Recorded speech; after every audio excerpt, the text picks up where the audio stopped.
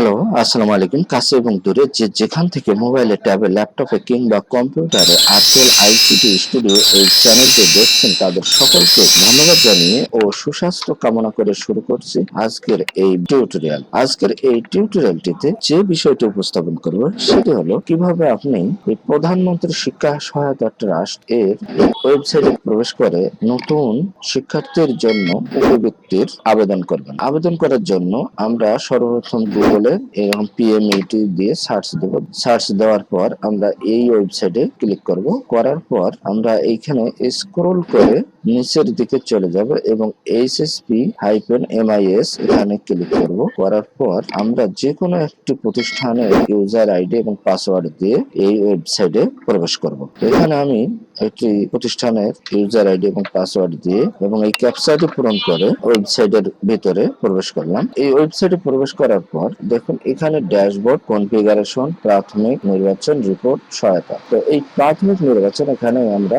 Click করব। Click করার পর আমরা এই নতুন শিক্ষার্থী এন্ট্রি এখানে আমরা ক্লিক।